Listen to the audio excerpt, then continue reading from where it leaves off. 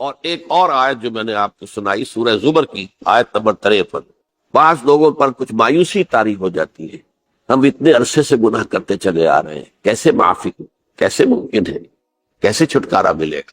ایسے لوگوں کے لیے ان کے اطمینان کے لیے، ان کی دلجوئی کے لیے، ان کی تسلی کے لیے یہ آیت عظیم ترین آیات میں سے قرآن مجید۔ قل یا عبادی الذین اسرفوا علی انفسہم، اے نبی کہہ دیجئے اے میرے وہ بندو جنہوں نے اپنی جانوں پر ظلم کیا ہے، ظلم اٹھایا ہے، زیادتی کی۔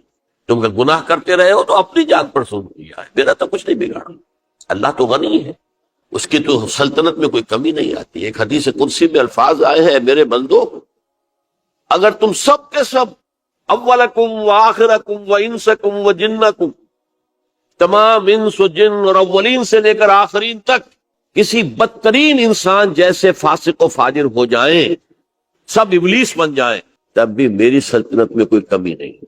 اور اگر تم سب کے سب اولین و آخرین اور انس اور جن سب مل کر جو متقی ترین انسان ہو سکتا ہے ویسے بن جاؤ، ابو بکر صدیق بن جاؤ، تب بھی میری سلطنت میں کوئی اضافہ نہیں۔ تو اللہ تعالیٰ کا تو کچھ بگڑتا نہیں ہے، انسان گناہ کرتا ہے تو اپنا نقصان۔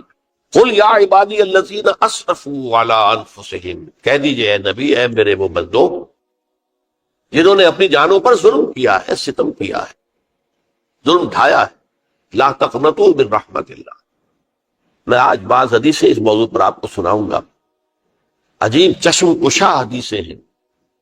میں نے چونکہ اس موضوع پر گفتگو کرنی تھی تو میں نے کچھ اس مرتبہ احادیث کا تفحص کیا، تو واقعہ یہ ہے کہ بعض احادیث پڑھ کر خود میری جو ہے میرے علم میں اضافہ ہوا، ادھر میری توجہ آج تک نہیں گئی تھی۔ لا تقنطوا من رحمت اللہ، اللہ کی رحمت سے مایوس مت ہو۔ ان اللہ یغفر الذنوب جميعا، اللہ تعالیٰ تمام کے تمام گناہ معاف کرتے۔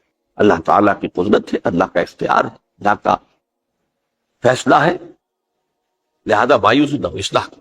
احادیث تو میں بعد میں آپ کو سناؤں گا، اس سے پہلے اس کا فلسفہ سمجھ لیجئے اصل میں کیا ہے۔ دیکھیے، ایک ہے طبیعی اعمال، فزیکل، ان کا ہم دنیا میں اصول یہ دیکھتے ہیں کہ اس کے نتائج لازم ہیں اور ان سے چھٹکارا نہیں مل سکتا۔ آپ نے سنکھیا کھایا ہے تو مریں گے، چائے کھانے کے بعد آپ نے خودکشی کا ارادہ کیا، سنکھیا کھا لیا، اب چاہے آپ پر ندامت ہو، پشیمانی ہو، پریشانی ہو، توبہ کریں، آپ بچنے کا کوئی سوال نہیں، مرنا ہی مرنا۔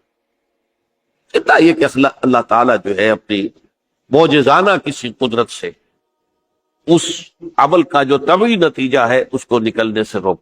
آگ کی فطرت ہے کہ وہ جلاتی ہے، اللہ کے حکم کے تحت حضرت ابراہیم کو اس نے نہیں جلایا، یا نارو پوری بردن و سلام علی ابراہیم۔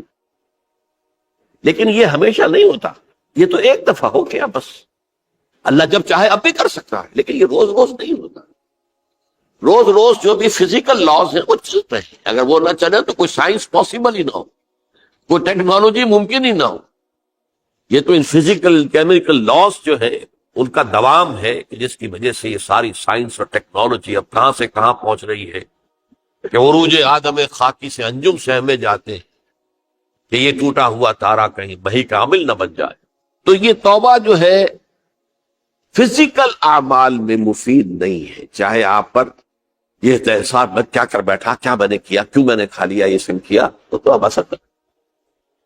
جو اخلاقی اعمال ہیں ان کا قانون یہ نہیں ہے، اخلاقی اعمال کے نتائج ختم ہو جاتے ہیں توبہ کے ساتھ۔ یہ ایک بہت بڑا قانون، بہت بڑا قانون۔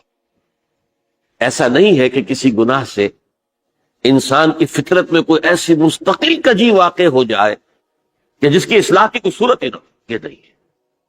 بڑے سے بڑے توبہ کرو، خلوص دل سے کرو، جو اس کے اصول ہیں، جو اس کے قواعد ہیں، جو اس کے ضوابط ہیں، جو اس کی شرائط ہیں، ان کو پورا کرو۔ تو بڑے سے بڑے اعمال، برے سے برے اعمال، میں حدیثیں آج آپ کو سناؤں گا، حیران، کیونکہ عام طور پر یہی ہوتا ہے کہ مواعظ میں چونکہ لوگوں کو اصلاح کی ترغیب دلانی ہوتی ہے تو وہ جو انذار کا پہلو ہے اسے زیادہ نمایاں کیا ہے۔ اللہ کی طرف سے شدید ذو انتقام، اللہ انتقام لینے والا، اللہ سزا دینے والا۔